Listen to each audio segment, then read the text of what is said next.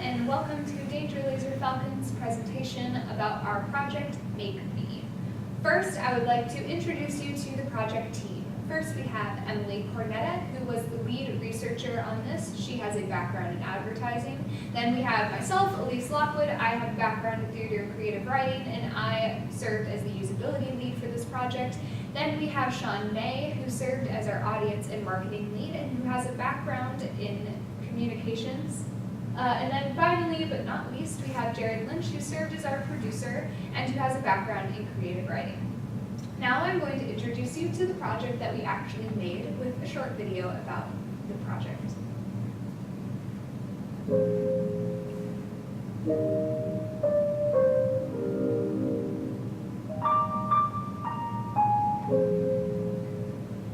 Make Me was a transmedia experience staged over 4 days in Muncie and Indianapolis, Indiana. It consisted of a physical element in the form of an interactive installation and a digital element in the form of a website.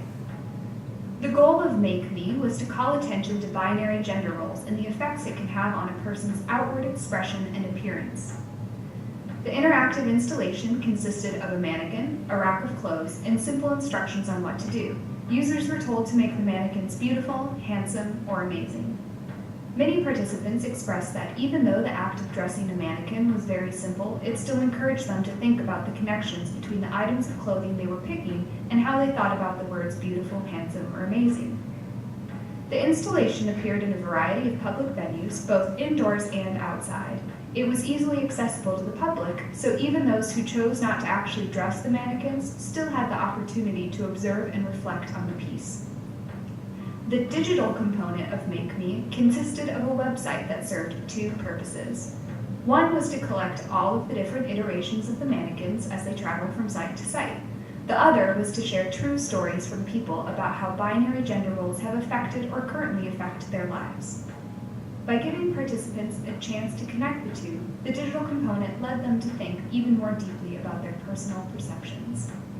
Ultimately, Make Me tackled a specific part of a large problem, the influence of gender roles in our lives, to raise awareness in a way that was accessible and enjoyable for all. So that gives you a good overview of the project that we did, which we have decided to call Make Me. And now I'm going to go back to the beginning of the process and show you how we got to that. So this entire project was based around a single sentence that encompassed what we wanted to do, which we call our design brief. Our design brief was raise awareness through a transmedia experience about the effects that binary gender roles have on an individual's outward expression of identity that does not force participation beyond an individual's level of comfort. So this design brief, we'll break it down a little bit into requirements and limitations. The requirements was that it would raise awareness of gender identity and expression, and that it would be a transmedia experience. The limitations were that we could not force people to participate and that we wanted to include different levels of engagement. So this we can put the project into a larger context of other transmedia experiences. The physical component is an evocative space. An evocative space is an area where audiences can use materials to create their own stories and characters, which in this case were the mannequins and the clothing items. However, this evocative space leads them to a certain realization or point of view, which in this was the awareness of how binary gender roles influence them in their perceptions.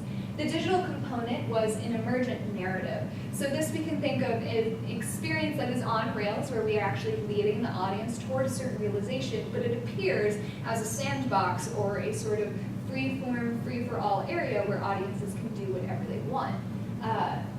The digital component explicitly addresses the issues that we wanted to go through personal stories and the photos, so people could see all of the different sites where the mannequins were dressed.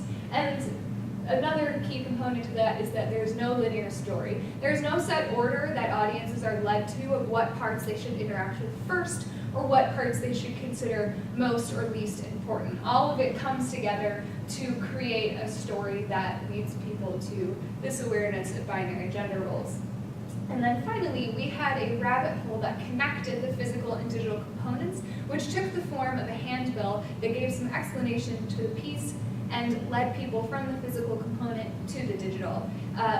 This leads participants deeper into the narrative and more into what we actually wanted to accomplish by having them dress up a mannequin.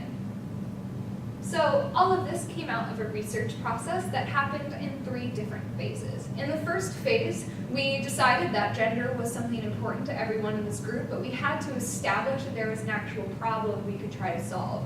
So our first phase of research was targeted at answering the questions, are there negative effects of binary gender roles? So we decided to solve this through doing some academic research and looking at what had already been done through similar cases. And then we had a realization. We had 2 realizations, actually. One was that we were going to have to approach the problem from looking at specifically other things that dealt with gender, and the other was that we were going to have to look at how people raise awareness, because we knew that we had to approach this project from an awareness-raising point of view. So in our second phase, we split the research into 2 separate groups. One concentrated on binary gender roles. So we did some expert interviews with professors, with indie feminists, and as well as with genderqueer people who sort of live in between that binary. We asked people to journal, so to record what made them feel like a man or a woman. And we did some observational research where we looked at how people interacted with other people based on their perceived gender. And then the second part of phase 2 was how we looked at raising awareness and how to effectively raise awareness. Once again, we did some expert interviews. This time we looked at a very successful place where awareness is raised, which is the Riley Dance Marathon. We looked at both the IU and Ball State iteration of that. And we talked to a playwright who has dedicated his career to writing plays that raise awareness of Indiana history and Indiana-specific issues. And we also did observational research where we went to spaces where the goal was to raise awareness. And finally, we had another realization that the negative effects of binary gender roles are wide-sweeping and widespread, and one project could not possibly tackle all of them. So our third phase was very specific in that we asked participants to tell us what they thought the most important aspect of that problem was. We brought a large number of interviews together, looked for overarching themes, and found that our participants thought that how binary gender roles affected their physical appearance and outward expression was the most important aspect of the problem to them, so that is what we geared our project towards. So we have some key findings that we pulled out of the research. These are the 3 statements that we think our project addresses and answers. The first is binary gender roles dictate how people dress and express their identity. The next is binary gender roles dictate how people are supposed to look. And the final is making new connections and hearing personal stories is how you gain perspective. Once again, you can sort of see the dichotomy in our research, where the first 2 are about binary gender roles, and this last one is specifically geared towards raising awareness. So all of this led to a high-fidelity prototype, which is what you saw in the video. This high-fidelity prototype were 2 mannequins, which were placed in public spaces. They were accompanied by clothes racks, which had a mix of feminine and masculine clothing, and they were also labeled with chalkboard signs, which said, "Make me beautiful" or "Make me handsome." And then participants were asked to follow the directions and dress the mannequins. And then the digital component of the high-fidelity prototype, where participants were given playbills, which led them to the website, and the website contained galleries from all of the installations, and from all of the installation sites, in addition to quotes and real-life stories from participants at those sites that related directly to the theme of binary gender roles. So this allowed participants to connect and relate to personal stories, and it also explained the process and the reasoning behind the project so that they knew exactly what the purpose of dressing a mannequin was. So this is what our website looked like during the experience.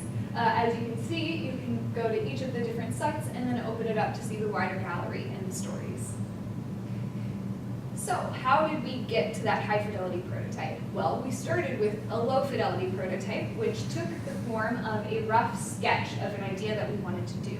We actually tested 8 different sketches for 8 different experiences on 5 groups of testers. This prototype for Make Me was listed as a favorite by all 5 groups, so we knew that this was the one that we had to pursue. No other prototype was listed as a favorite by all groups.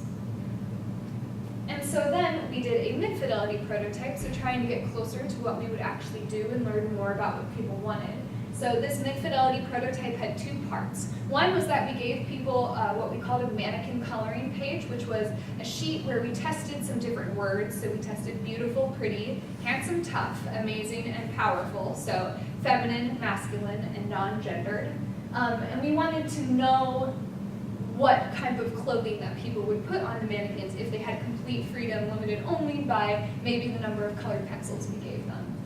And then after they did the drawing, we actually explained the project so that they knew the purpose of it only after they had completed it, so there were no preconceived notions of why we were asking them. And then we asked them 3 questions. Do you think this relates to binary gender roles? Do you think that's an important issue and why? And would you interact with the full-scale experience if you saw it and why? The other part of our mid-fidelity prototype took the form of a large cutout of a person that was just on white paper and we left up in a public area for a number of hours. We did not interview the people who interacted with it, but we did observe them, and we wanted to see what would happen when multiple people interacted with the same artifact. And it received a large amount of interaction from a number of people, which was really great to see.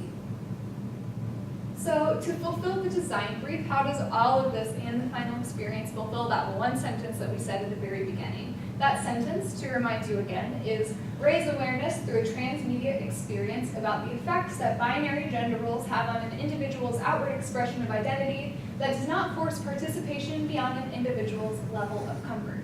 So first of all, we did create a transmedia experience. We have the evocative space of the installation, the rabbit hole of the handbill, which leads you to the emergent narrative of the digital component.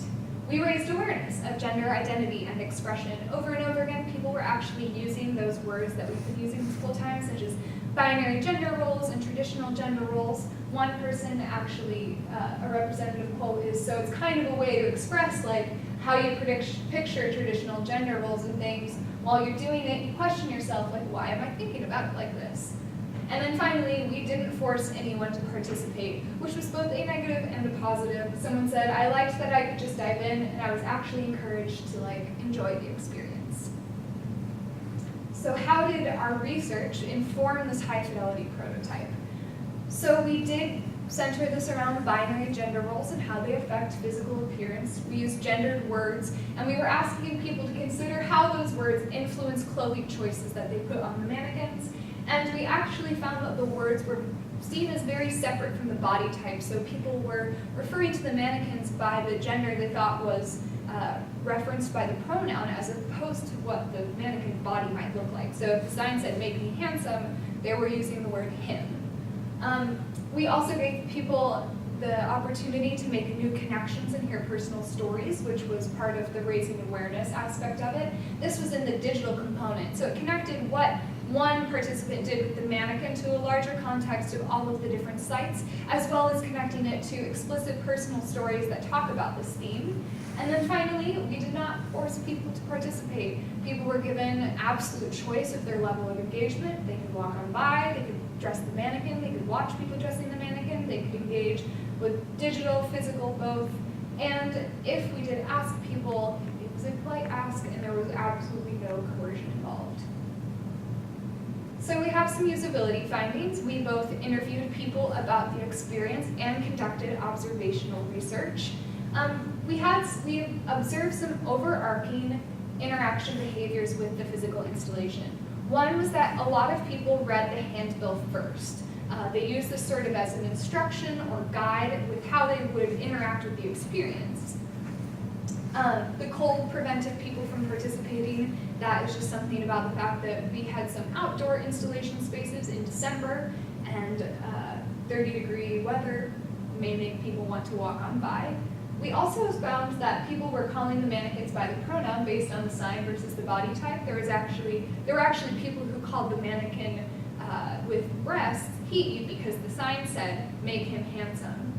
And we also had people who dressed themselves before the mannequin, which was an unexpected form of engagement, but great. We also had people who had heard about it through media, but still chose not to engage, who would walk by and say something like, oh, it's that thing I saw on Nuvo, and then still walk to wherever they were going. We found that our participants who actually dressed the mannequins were very conscious of people watching them and maybe what people might be thinking about their actions.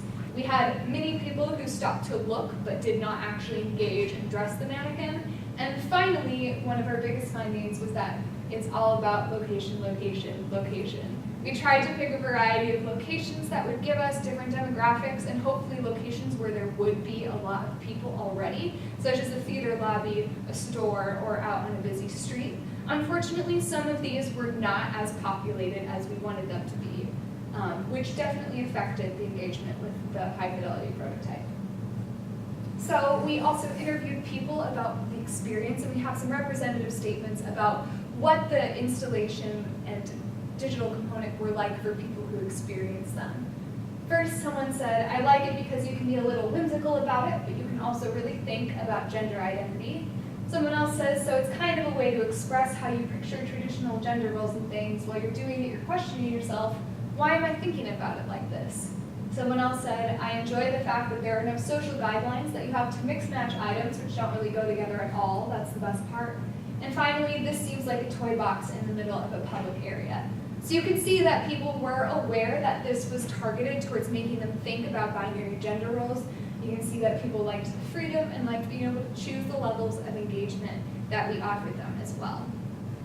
And then finally, just to give you a little bit of an idea about how many people actually interacted with this high-fidelity prototype, the physical interactions with the installation, we had 93 people who interacted, and we defined this engagement by people who actually came up and interacted with the clothing and dressed the mannequins.